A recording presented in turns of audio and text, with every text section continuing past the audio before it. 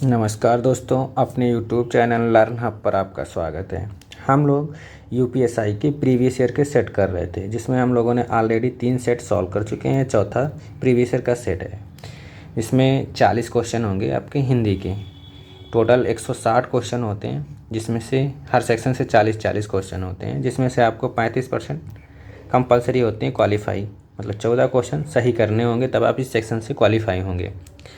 ये सेट 16/12/2017 को जो एग्ज़ाम हुआ था, 2017 में जो यूपीएसआई का एग्ज़ाम हुआ था 16 तारीख को, 16 दिसंबर को, उसका शिफ्ट फर्स्ट का प्रीवियस ईयर का पूरा सेट है, जिसमें आपको 40 क्वेश्चन होंगे हिंदी का। तो एक एक क्वेश्चन को हम लोग देखेंगे डिटेल में कि कैसा पेपर आया था 16 तारीख को, क्योंकि 20 अक्टूबर को यूपीएसआई की एग्ज़ाम शुरू होने हैं। अभी कोई ऑफिशियल अपडेट नहीं है, 20 अक्टूबर से एग्ज़ाम होने हैं। देखते हैं हिंदी का लेवल कैसा रहा था 2017 में। एक एक क्वेश्चन करके हम लोग देखते हैं। अगर दोस्तों आप लोगों ने हमारे वो 3 वीडियो नहीं देखे हैं, जिसमें हम लोगों ने 3 प्रीवियस के सेट सॉल्व कर चुके हैं, तो डिस्क्रिप्शन में उसका लिंक मिल जाएगा, वहाँ से आप जाके वीडियो देख सकते हैं। और दोस्तों, अगर चैनल को सब्सक्राइब नहीं किया है तो चैनल को सब्सक्राइब करके बेल आइकन को दबा लेंगे, जिससे नोटिफिकेशन आपको प्रोवाइड हो जाएगा। देखते हैं पहला क्वेश्चन क्या था। जो भाववाचक संज्ञा नहीं है, क्या पूछ रहा है? भाववाचक संज्ञा नहीं है, उसका चयन रिक्त स्थान में करें। मतलब यहाँ पे पूछ रहा है कौन कौन से ऑप्शन दिए हैं। करुणा, पढ़ाई, अमीरी और सुंदरता, इनमें से पूछ रहा है कि भाववाचक संज्ञा नहीं है। तो ये ऑप्शन ऐसे दिए हैं कि ये चारों ऑप्शन जो हैं भाववाचक संज्ञा हैं। ये क्वेश्चन था गलत था, क्योंकि ये यूपीपी में भी क्वेश्चन पूछा गया था 2018 में। वहाँ पे सेम क्वेश्चन था, बस यहाँ पे पढ़ाई की जगह पे पढ़ना था। तो ये पढ़ना जो है भाववाचक संज्ञा नहीं है, तो ये राइट आंसर हो गया था यूपीपी में। मगर यही क्वेश्चन सेम 2017 में यूपीएसआई में पूछा गया, जिसमें चारों क्वेश्चन भाववाचक संज्ञा के ही दिए हैं। जो ये क्वेश्चन जिसने अटैम्प्ट किया होगा उसको पूरे नंबर मिले होंगे। तो ये इसमें क्या पूछ रहा था? भाववाचक संज्ञा नहीं है। इसमें क्या चारों ऑप्शन सही हैं। चारों क्या है? भाववाचक संज्ञा है। अगर यहाँ पे पढ़ना होता तो ये राइट आंसर हो जाता बी वाला। जैसे यूपीपी में 2018 में सेम यही क्वेश्चन पूछा गया था। देखते हैं अब अगला क्वेश्चन क्या है। अगला क्वेश्चन क्या कह रहा है? भाषा लिखने के लिए प्रयुक्त चिन्हों के व्यवस्थित रूप को क्या कहा जाता है? मतलब जो भाषा लिखी जाती है, उन्हें प्रयुक्त जो वर्ण होते हैं, अक्षर, उनके चिन्हों को व्यवस्थित लिपि को क्या कहा जाता है? उन्हें तो क्या कहा जाता है? लिपि कहा जाता है। जो व्यवस्थित चिन्ह होते हैं उन्हें क्या कहा जाता है? किस रूप में कहते हैं? उन्हें लिपि के रूप में कहते हैं। और बोली जो होती है, एक बोली एक विशेष क्षेत्र में बोली जाती है, उसे बोली कहा जाता है। और व्याकरण, जिस भाषा का मानक रूप तैयार हो जाता है, उसे व्याकरण कहते हैं। व्याकरण मतलब जो भी भाषा होगी, जिसे या बोली के बाद जो भाषा होगी, उसे व्याकरण रूप मानक तैयार हो जाएगा, उसे व्याकरण कहेंगे। तो इसका राइट आंसर क्या था? लिपि। जैसे भाषा का विकास होता है, जैसे पहले बोली थी तो बोली किसी विशेष क्षेत्र में बोली जाए, फिर उसके बाद उपभाषा आती है। उपभाषा में मतलब उपभाषा में उस बोली का जो साहित्य की रचना होने लगे, उसे उपभाषा कहते हैं। लिपि में जो उसके चिन्हित के रूप में उपयोग किया जाता है। और व्याकरण जिस भाषा का व्याकरण जो है, जिस भाषा का व्याकरण के रूप में मानक रूप तैयार हो जाए, वो भाषा के रूप में व्याकरण मानक कहते हैं।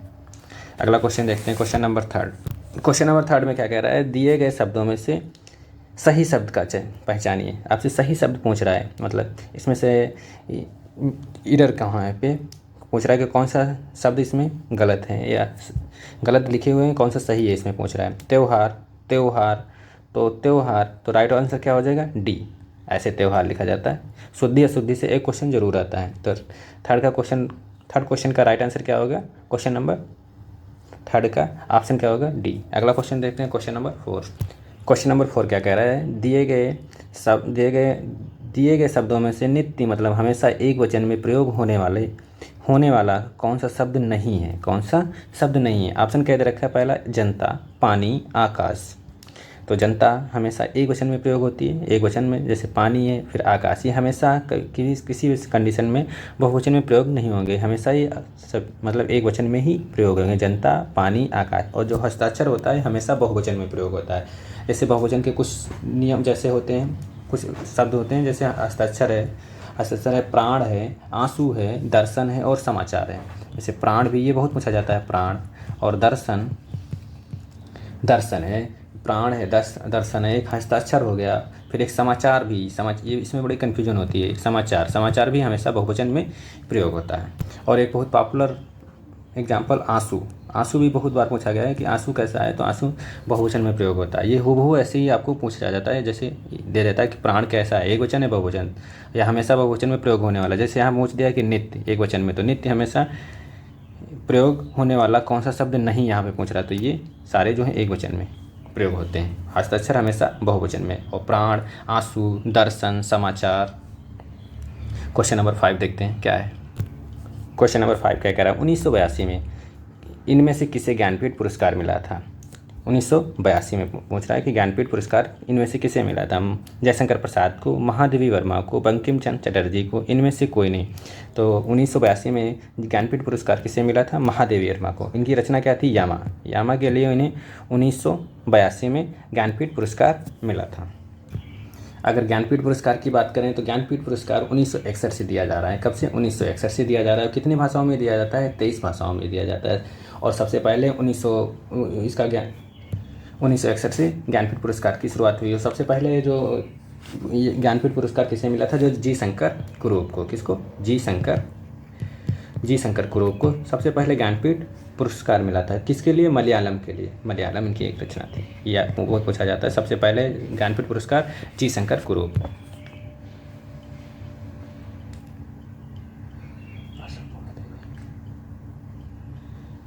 ये पुरुष में है जी शंकर कुरूप, जिन्हें ज्ञानपीठ पुरस्कार मिला। अगर महिलाओं में पूछे तो आशा पूर्णा देवी को सबसे पहले ज्ञानपीठ पुरस्कार महिलाओं में मिला था। और इसमें क्या करा, 1982 में किसे मिला था, महादेवी वर्मा को। अगला क्वेश्चन देखते हैं, क्वेश्चन नंबर 6।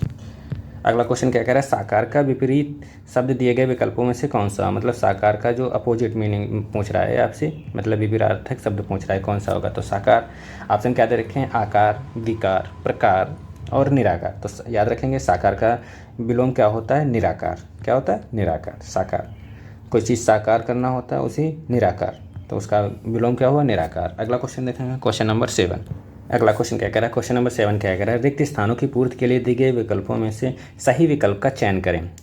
स्पेस मतलब यहाँ पे खाली स्थान दे रखा है, और दोनों शब्दांश जिन्हें मूल शब्दों में जोड़कर नए शब्दों का निर्माण किया जाता है। तो ऑप्शन क्या दे रखा है, संधि और समास, दोनों शब्दों के जिन्हें मूल शब्दों में जोड़कर नहीं। संधि से तो संधि विग्रह किया जाता है, संधि विच्छेद किया जाता है, और समास विग्रह। तो उपसर्ग और प्रत्यय, उपसर्ग प्रत्यय संज्ञा विशेषण दोनों शब्दों से कोई लेना देना नहीं, क्रिया। तो इसका राइट आंसर क्या होगा, उपसर्ग और प्रत्यय।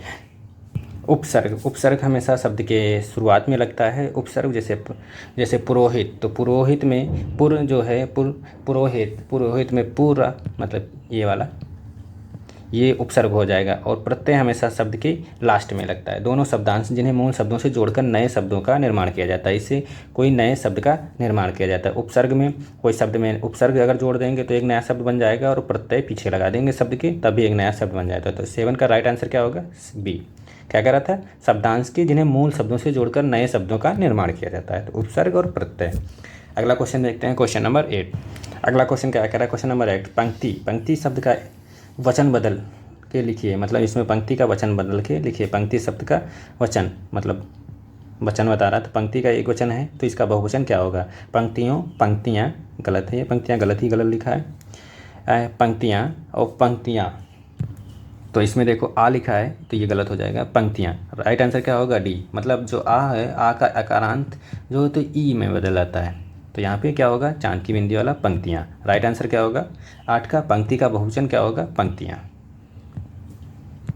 अगला क्वेश्चन देखते हैं, क्वेश्चन नंबर 9। क्वेश्चन नंबर 9 क्या है, अलंकार से। और बहुत पॉपुलर और इम्पोर्टेंट अलंकार, जो कनक कनक से सौगुनी मातृका अधिकाय, ये खाए बौराई और वे पाए बौराए। यहाँ कौन सा अलंकार है, तो यहाँ पे यमक अलंकार है। कौन सा है, यमक अलंकार है। क्यों, एक बार कनक का मतलब सोने से है, और एक बार कनक का अर्थ धतूरे से है। मतलब अगर इंसान को सोना भी मिल जाता है तो भी वो पागल हो जाता है, और धतूरा खा ले तब भी वो पागल हो जाता है। तो जहाँ पर एक शब्द के 2 अर्थ निकल रहे हों और मतलब शब्द सेम हो, वहाँ पर कौन सा अलंकार होता है, यमक अलंकार होता है। तो इसका राइट आंसर क्या होगा, यमक अलंकार। ये बहुत पॉपुलर एग्जाम्पल है। अगला क्वेश्चन देखेंगे, क्वेश्चन नंबर 10।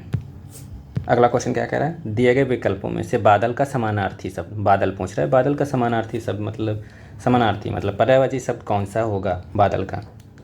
तो अम्बुज किसका होता है, अम्बुज कमल का होता है। अम्बुज कमल का होता है। बादल का समानार्थी शब्द कौन सा विकल्प है? तो बादल का कौन सा समानार्थी शब्द, मतलब बादल का पर्यायवाची पूछ रहा है, तो अम्बुज। अम्बुज क्या होगा? जो बादल का होगा। ये नीरज और अम्बुज और ये जलज, ये सारे कमल के पर्यायवाची हैं। अगर यहाँ पे अम्बुज है, अम्बुज को दा लगा देंगे अम्बुद, और नीरज है यहाँ पे नीरद कर देंगे, नीरद नीरद, तो ये बादल का हो जाएगा। जलज है यहाँ पे जलद कर देंगे, मतलब जो बादल है इसमें जो दा है, दा लगा के, वर्ड को दा लगा के लास्ट में ये जा जा जिसमें है, जा जा जिसमें जो कमल के हैं उसी में दा लगा देंगे, बादल वाला दा लगा देंगे, तो वो बादल का पर्यायवाची हो जाएगा।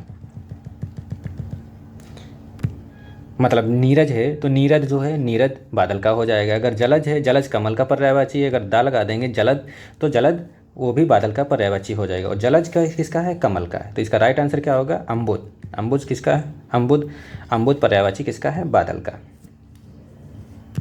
इस क्वेश्चन में आप लोगों को बहुत ज़्यादा कन्फ्यूजन होगी। यहाँ से 3-4 क्वेश्चन आपके क्लियर हो सकते हैं। जैसे बादल है, बादल का पर्यायवाची वैसे तो अम्बुज, राइट आंसर इसका अम्बुज है। और ये तीनों ऑप्शन जो दे रखे हैं ये कमल के पर्यायवाची हैं। किसके? कमल के पर्यायवाची। अगर आप तीनों में से इनमें से इसके बादल के पर्यायवाची बनाना चाहते हैं तो जहाँ जहाँ पे ये जा है वहाँ पे आप दा लिख देंगे, तो ये सारे बादल के पर्यायवाची हो जाएंगे। अगला क्वेश्चन देखते हैं, क्वेश्चन नंबर 11। अगला क्वेश्चन क्या कह रहा है? जिस कृति के लिए कवि नागार्जुन को साहित्य अकादमी पुरस्कार मिला। तो इनको कवि जो है नागार्जुन को साहित्य अकादमी पुरस्कार मिला कब था? तो इन्हें नोट कर लेंगे 1968 को। 1968 को इन्हें नागार्जुन को साहित्य अकादमी पुरस्कार मिला था 1968 में। पूछ रहा वो किस भाषा में रचित है? जो इनको नागार्जुन को साहित्य अकादमी पुरस्कार 1968 जिस बुक के लिए मिला था, वो रचना जो थी, रचना के लिए वो किस भाषा में है? तो ऑप्शन क्या है? मैथिली, संस्कृत, प्राकृत और हिंदी। प्राकृत, संस्कृत और मैथिली। तो राइट आंसर क्या होगा? मैथिली। मैथिली में उस रचना का क्या नाम? रचना का नाम था पत्रहीन नग्न गाछ। पत्र नोट कर लेंगे, पत्रहीन इंपॉर्टेंट है, पत्रहीन नग्न गाछ। ये एक रचना थी इनकी नागार्जुन की, जो 1968 में इन्हें साहित्य अकादमी पुरस्कार मिला था। जो किस भाषा में है? मैथिली भाषा में। इन्होंने मैथिली भाषा में इसे रचना की है, पत्रहीन नग्न गाछ, 1968 में। और इन्हें नागार्जुन को इनका जो वास्तविक नाम था वैद्यनाथ मिश्र था। क्या था? वैद्यनाथ मिश्र था। याद रखेंगे, नागार्जुन का कभी पूछ सकता है कि नागार्जुन का वास्तविक नाम क्या था, तो वैद्यनाथ मिश्र था। क्या था? वैद्यनाथ मिश्र था। यहाँ से आपके 3-4 क्वेश्चन क्लियर हो सकते हैं। अगला क्वेश्चन देखेंगे, क्वेश्चन नंबर 12। अगला क्वेश्चन क्या कह रहा है? नीचे दिए गए शब्दों में से कौन सा गुणवाचक का उदाहरण नहीं है? याद रखेंगे, यहाँ पे गुणवाचक का उदाहरण नहीं पूछ रहा है। यहाँ पे पढ़ने में बहुत बार गलती हो जाती है और क्वेश्चन से बहुत सारा आसान क्वेश्चन बहुत जल्दी गलत हो जाता है। ये सिली मिस्टेक होती है। देखेंगे कौन सा ऑप्शन गुणवाचक उदाहरण नहीं है। दिए रखा ऐतिहासिक, पाश्चात्य, प्रभावशाली। इतिहास का ऐतिहासिक गुणवाचक है। प्रभाव का प्रभावशाली। पश्चाताप करना का पाश्चात्य भी है। बहुत लंबी रस्सी। तो राइट आंसर क्या होगा? गुणवाचक उदाहरण नहीं है कौन सी? बहुत लंबी रस्सी। ये परिणामवाचक है। यहाँ पे बहुत, कुछ ना कुछ बहुत है, तो यहाँ पे परिणाम कैसा है? परिणामवाचक। ये सारे ऑप्शन आपके गुणवाचक हैं। तो राइट आंसर इसका क्या होगा? डी वाला। राइट आंसर क्या होगा? डी जो है गुणवाचक विशेषण नहीं है। अगला क्वेश्चन देखें, क्वेश्चन नंबर 13। क्वेश्चन नंबर 13 क्या कह रहा है? क्रिया के जिस रूप में वर्तमान में क्रिया होने का संदेह हो वह क्रिया के संदर्भ में क्या कहलाता है? संभाव्य। तो वर्तमान में हो रहा तो संभाव्य यहाँ से गलत हो गया, भूत भी गलत हो गया। अपूर्ण वर्तमान और संदिग्ध वर्तमान, ये 2 ऑप्शन बचे वर्तमान के, क्योंकि बात कर रहा है कि जिस रूप में वर्तमान में क्रिया होने का संदेह हो, वह संदेह हो मतलब संदिग्ध वर्तमान काल। तो यहाँ से भूत और। अगला क्वेश्चन क्या है? Question number 14। जबरदस्ती चिपका हुआ। मुहावरा दिया गया है आपको, जबरदस्ती चिपका हुआ। इस अर्थ को दर्शाता है सही मुहावरा दिए हुए विकल्पों में से कौन सा है? तो ऑप्शन कह रखे हैं, नाखून चने चबाना, जबरदस्ती चिपका हुआ। गले पड़ना, नाक में नकेल डालना, गले का ढोल। तो इसका राइट आंसर क्या होगा? जैसे जबरदस्ती चिपका है तो जबरदस्ती चिपका का मतलब क्या होगा? गले पड़ना। तो राइट आंसर क्या होगा? बी वाला, जबरदस्ती चिपका हुआ। मुहावरे का सही अर्थ क्या होगा? गले पड़ना। नाखून चने चबाना गलत है। नाक में नकेल करना ये भी मुसीबत में डालना। गले का ढोल ये भी नहीं। अगला क्वेश्चन देखें, क्वेश्चन नंबर 15। अगला क्वेश्चन, क्वेश्चन नंबर 15 क्या कह रहा है, निम्नलिखित में से कौन सा उपमा अलंकार का भेद नहीं है। बहुत इंपॉर्टेंट क्वेश्चन है। उपमा अलंकार कितने भेद होते हैं? 4 भेद होते हैं। उपमा अलंकार के कितने भेद होते हैं? 4 भेद होते हैं। पहला भेद क्या होता है? उपमान। दूसरा भेद क्या होता है? वाचक। तीसरा भेद क्या होता है? साधारण धर्म। और चौथा भेद या फिर दूसरा, यहाँ पे पहला भेद उपमान, दूसरा भेद उपमेय होता है। कौन सा? उपमेय।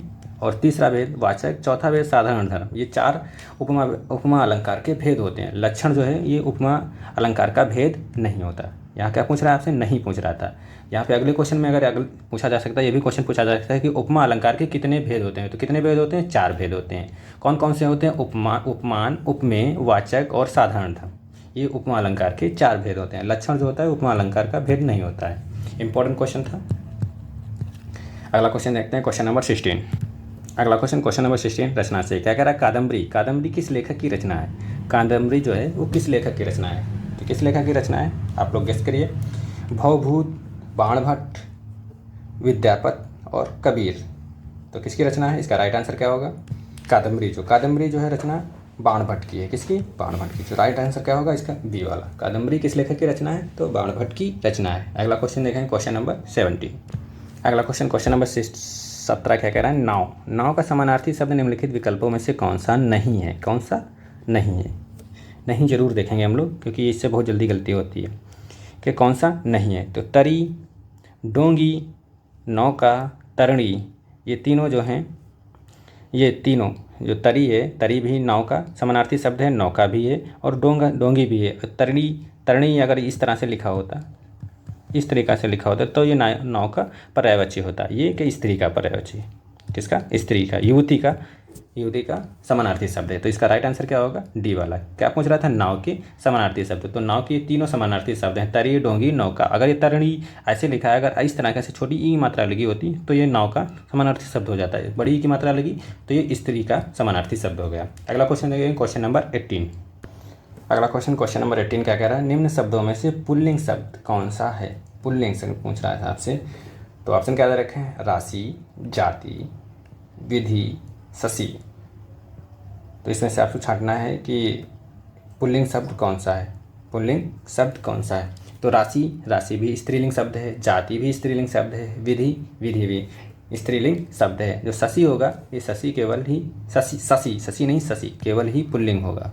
यहाँ पे शशि है, शशि नहीं है। शशि जो है ये यही केवल पुल्लिंग शब्द होगा और सारे जो हैं स्त्रीलिंग शब्द हैं। ये तीनों स्त्रीलिंग शब्द हैं, स्त्रीलिंग शब्द हैं। अगला क्वेश्चन देखें, क्वेश्चन नंबर 19। अगला क्वेश्चन, क्वेश्चन नंबर 19 क्या कह रहा है? क्वेश्चन नंबर 19 में क्या कह रहा है? चांदनी का समानार्थी शब्द निम्नलिखित में से कौन सा नहीं है? कौन सा नहीं है? ऑप्शन क्या दे रखा है? चमक, ज्योत्सना, रोशनी, बिजली। तो चांदनी का समानार्थी शब्द कौन सा नहीं है? चमक भी है, ज्योत्सना भी है, रोशनी भी है चांदनी का। और जो बिजली है, बिजली जो है विद्युत का है। विद्युत जैसे इसका चपला भी होता है समानार्थी शब्द, चपला मतलब पर्यायवाची विद्युत। तो इसका राइट आंसर क्या होगा? नहीं है। मतलब चांदनी का समानार्थी शब्द कौन सा नहीं है? डी वाला, बिजली नहीं है। जिसका एक चपला भी होता है, विद्युत का ये समानार्थी शब्द है। चमक, रोशनी और ज्योत्सना, ये सारे तीनों, ये जो तीनों ऑप्शन दिए हैं ये चांदनी के समानार्थी शब्द हैं। जो बिजली है ये बिजली विद्युत का होता है, जिसका एक चपला भी होता है। अगला क्वेश्चन देखें, क्वेश्चन नंबर 20। अगला क्वेश्चन दे रखा है अचानक घबरा जाना अर्थ के लिए निम्नलिखित में से उचित मुहावरा कौन सा होगा? अचानक घबरा जाना। तो ऑप्शन क्या दे रखा है? भीगी बिल्ली बन जाना, अपने पाँव पर कुल्हाड़ी मारना, हक्का बक्का रह जाना, हाथों के तोते उड़ना। अचानक मतलब अचानक घबरा जाना, भीगी बिल्ली बन जाना, भीगी बिल्ली बनना। भीगी बिल्ली का मतलब डर जाना, अपने पाँव पर कुल्हाड़ी, अपने किए हुए कारनामे को पछतावा करना, हक्का बक्का रह जाना मतलब एकदम से अचानक से शौक लग जाना, हक्का बक्का। और अचानक घबरा जाना मतलब हाथों के तोते उड़ना। राइट आंसर इसका क्या होगा? डी वाला। कंफ्यूज ना होना कि हक्का बक्का रह जाना और सी और डी में, इसका राइट आंसर जो होगा वो डी वाला होगा। हाथों के तोते उड़ना उसे कहते हैं अचानक घबरा जाना। उचित मुहावरे का सही विकल्प जो है डी वाला है। क्या? हाथों के तोते उड़ना। याद रखेंगे, बहुत इंपॉर्टेंट क्वेश्चन है क्योंकि इसका थोड़ा सेंस हट के निकल रहा है। अगला क्वेश्चन देखेंगे, क्वेश्चन नंबर 21। अगला क्वेश्चन क्या दे रखा है? लोकोक्ति अपने आप में पूरा वाक्य होती है। क्या कह रहा है? अपने आप में पूरा वाक्य होती है, सही बात लिखी। जबकि मुहावरा पूरा वाक्यांश होता है। क्या होता है? वाक्यांश। पूर्ण इकाई नहीं होती, अर्थ विशेष नहीं होती, परंपरागत कथन नहीं होती। ये डिफिनेशन ही लिखी है मुहावरा की क्या डिफिनेशन होती है और लोकयुक्त की क्या डिफिनेशन होती है। तो लोकयुक्त अपने आप में पूरा वाक्य होता है। जो कोई लोकयुक्त होगी वो अपने आप में पूरा वाक्य होता है, पूरा सेंटेंस होता है जो स्वतंत्र रूप से होता है। और मुहावरा जो होता है वो मुहावरा वाक्यांश होता है। क्या? वाक्यांश। याद रखेंगे, मुहावरा क्या होता है? वाक्यांश होता है। पूर्ण इकाई और परंपरागत कथन, ये चारों ऑप्शन से में से क्या होगा? वाक्यांश। राइट आंसर क्या होगा इसका? बी वाला। अगला क्वेश्चन देखें, क्वेश्चन नंबर 22। अगला क्वेश्चन क्या कर रहा है? व्याकरण का वह विभाग जिसमें शब्द के भेद, रूप, बनावट आदि का वर्णन होता है वह क्या कहलाता है? जिसमें शब्द का है, शब्द के भेद, रूप, बनावट, तो वो वाक्य विचार कहलाता है, भाषा विचार कहलाता है, वर्ण विचार कहलाता है और शब्द विचार कहलाता है। इसका राइट आंसर क्या होगा? जिसमें शब्द के भेद, शब्द की बात हो रही है यहाँ से, तो यहाँ से आप गेस कर सकते थे शब्द के भेद के रूप, बनावट आदि के वर्णन होता है तो वह क्या कहलाता है? तो शब्द विचार कहलाता है। यहाँ से आप गेस कर सकते थे वाक्य विचार, भाषा विचार, वर्ण विचार में से बात किसकी हो रही है? शब्द के भेद की। ये कुछ हिडन पॉइंट होते हैं जहाँ से आपको क्वेश्चन से टच कर सकते हैं कि इसका राइट आंसर क्या होगा। तो शब्द के भेद, रूप, बनावट, अगर आपको आंसर सही से पता है तो आप कर सकते हैं, नहीं पता है तो यहाँ से कुछ हिडन पॉइंट उठा के आप क्वेश्चन को राइट कर सकते हैं। क्या है? शब्द के भेद के रूप, बनावट, तो आदि का वर्णन किया जाता है तो शब्द विचार। राइट आंसर क्या होगा? डी वाला। अगला क्वेश्चन देखते हैं, क्वेश्चन नंबर 23। अगला क्वेश्चन कह रहा है क्या? क्वेश्चन नंबर 23 में क्या कह रहा है? समास विग्रह के उनके भेद की जानकारी दे रहे प्रस्तुत वाक्य में रिक्त स्थान की पूर्ति के लिए सही विकल्प का चयन करें। देशभक्ति का समास विग्रह। क्या कह रहा है? देशभक्ति का समास विग्रह और स्पेस और समास विग्रह का भेद क्या है? तो देशभक्ति, देश के लिए भक्ति, देश के लिए भक्ति, मतलब यहाँ पे के लिए आ रहा है और के लिए किस में आता है? संप्रदान। तो देश के लिए भक्ति, संप्रदान, और किसी में संप्रदान ऑप्शन है? नहीं है। तो यहाँ से आपकी तीनों ऑप्शन होंगे और तत्पुरुष। क्या? यहाँ पे तत्पुरुष। कौन सा समास है? देशभक्ति में कौन सा समास है? तत्पुरुष समास है। तो के लिए, और भी यहाँ पे पूछ रहा समास विग्रह, तो के लिए, यहाँ से संप्रदान। तो राइट आंसर क्या होगा? ए। देशभक्ति समास विग्रह के लिए संप्रदान और समास विग्रह का भेद तत्पुरुष है, तो यहाँ पे तत्पुरुष आ जाएगा और यहाँ पे संप्रदान। अगला क्वेश्चन देखते हैं, क्वेश्चन नंबर 24। अगला क्वेश्चन क्या दे रखा है? निम्नलिखित में से कौन सा विकल्प बहु का बहुवचन होगा? तो बहु का बहुवचन, बहुजन ये तो होगा नहीं, बहुएं ये भी नहीं होगा, बहुए। अब यहाँ पे बहु में बड़ा ऊ की मात्रा लगी है और इसमें बड़ा ऊ की मात्रा ऐसे लिखा है और ये ऐसे लिखा है। तो राइट आंसर जिसमें बहुए जो बड़ा बहुवचन बनाएंगे तो बहुए में छोटा ऊ की मात्रा लग जाएगी और ए पे चांद की बिंदी, बहुए हो जाएंगे। याद रखेंगे, ये वाला डी वाला नहीं, यहाँ पे ए वाला ऑप्शन सही होगा, बहुए, छोटा ऊ की मात्रा लग जाएगी। तो 24 नंबर का क्वेश्चन का राइट आंसर क्या होगा? बहुए। बड़ा ऊ की मात्रा है तो बहुवचन बनाएंगे तो छोटा ऊ की मात्रा इसमें लग जाएगी। अगला क्वेश्चन है क्वेश्चन नंबर 25। अगला क्वेश्चन कह रहा है 25 में एकाकिनी शब्द का लिंग बदलें। मतलब एकाकिनी शब्द का स्त्रीलिंग, एकाकिनी जो है स्त्रीलिंग है, इसका पुल्लिंग, लिंग बदले मतलब इसका पुल्लिंग क्या होगा? तो एकाकिनी का एक, एकाकिनी, एकाकिन, एकाकिनी मतलब एकाकी, क्या होगा इसका पुल्लिंग? क्या होगा? एकाकिनी। तो राइट आंसर क्या होगा 25 का? एकाकिनी। एक स्त्रीलिंग शब्द है एकाकिनी और इसका लिंग बदले मुझसे पूछा जा रहा है तो क्या होगा? एकाकी। एकाकी पुल्लिंग होगा। Right answer option D. अगला क्वेश्चन देखें, क्वेश्चन नंबर 26। अगला क्वेश्चन क्या कह रहा है? मैं आप पर श्रद्धा करती हूँ प्रस्तुत वाक्य में त्रुटि है। मतलब इस सेंटेंस में क्या है? त्रुटि है। जिसका राइट आंसर क्या होगा? ऑप्शन दिए रखे हैं, वही बोल रखा है आगे कि जिसका शुद्ध रूप कोई एक विकल्प है। मतलब जिसका शुद्ध रूप एक कोई विकल्प है, वह विकल्प कौन सा है? आपको छांटना है कौन सा विकल्प है। पहला ऑप्शन क्या दे रखा है? मैं आप में श्रद्धा करती हूँ। आप में श्रद्धा, ये कैसा सेंटेंस है? आप में, यहाँ से गलत हो गया। क्या मैं आपकी श्रद्धा रखती हूँ? श्रद्धा रखी, श्रद्धा आपकी श्रद्धा रखती हूँ, नहीं, यहाँ पे आपकी गलत है। मैं आपको श्रद्धा करती हूँ, करती नहीं, गलत। मैं आपके प्रति श्रद्धा रखती हूँ, हाँ, किसी की दूसरे के प्रति श्रद्धा या भावना रखी जाती है तो मैं आपके प्रति श्रद्धा रखती हूँ। राइट आंसर इसका क्या होगा? डी वाला। मैं आप पर श्रद्धा करती हूँ, इसका ये गलत है इसमें, तो इसकी जगह क्या होगा? मैं आपके प्रति श्रद्धा रखती हूँ। राइट आंसर डी वाला। अगला क्वेश्चन देखेंगे, क्वेश्चन नंबर 27। अगला क्वेश्चन क्या दे रखा है? क्वेश्चन नंबर 27 में क्या कह रहा है? वह, तुम और हम बाजार जाएंगे। वाक्य का शुद्ध कीजिए। इसमें दे रखा है कि वह, तुम और हम बाज़ार जाएंगे। इसका राइट आंसर क्या होता है? इसको करेक्ट करने का सही तरीका मतलब हम और उसके बाद तुम, जिसे तुम और उसके बाद तीसरा कोई पर्सन, हम और उसके बाद तुम, उसके बाद तीसरा कोई थर्ड पार्टी बात हो रही है। तो यहाँ पे कैसे, पहले पर्सन पे आएगा हम, फिर तुम दूसरे नंबर पे, और तीसरे नंबर पे वह। तो राइट आंसर इसमें देखते हैं मैच किसी में करता है। हम सबसे पहले होना चाहिए, हाँ हम, फिर तुम और वह बाजार जाएंगे। ये सीक्वेंस होता है सेंटेंस का। तो राइट आंसर क्या होगा? 27 का बी, हम तुम और वह बाजार जाएंगे। मतलब हम पहले अपने से, फिर दूसरे से, और फिर उसके बाद दो लोगों में से, हम अपने से और किसी दूसरे से कंपेयर करके फिर तीसरे से। ये बहुत छोटी चीज़ है, 6, 7, 8 में पढ़ाई जाती है। हम तुम और वह बाजार जाएंगे। तो इसका शुद्ध ऑप्शन क्या होगा? बी वाला। अगला क्वेश्चन देखें, क्वेश्चन नंबर 28। क्वेश्चन नंबर 28 में क्या कह रहा है? पद्मावत। पद्मावत जो एक महाकाव्य है, हाँ ठीक, कौन सी भाषा में लिखी गई है? पद्मावत जो महाकाव्य कौन सी भाषा में लिखी गई है? राजस्थानी, अवधी, ब्रज और खड़ी बोली। तो जो पद्मावत है, पद्मावत मालिक मोहम्मद जैसी द्वारा, किसके द्वारा? मालिक मोहम्मद जैसी द्वारा कब लिखी गई थी? 1540 में लिखी गई थी। 1540 में मालिक मोहम्मद जैसी द्वारा पद्मावत एक महाकाव्य लिखी गई थी, जिसमें किसका वर्णन किया गया है? जिसमें चित्तौड़ के राजा रतन सेन, जो चित्तौड़ के 1540 में चित्तौड़ के जो थे राजा, जो थे कौन, क्या नाम था उनका? रतन सेन की राजकुमारी पद्मावती का विवाह, रतन सेन की राजकुमारी पद्मावती का कि विवाह के बाद का जो जीवन है उनका मार्मिक चित्रण किया गया है। इसमें उस पद्मावती का मार्मिक किसने लिखा है? मालिक मोहम्मद जैसी ने। और कौन सी भाषा में? अवधी भाषा में। इसकी रचना कब हुई थी? 1540 में। इंपॉर्टेंट यहाँ से भाषा, और ये रचना किसकी है? मालिक मोहम्मद जैसी की ये रचना है। और कहाँ के राजा थे? चित्तौड़ के राजा थे।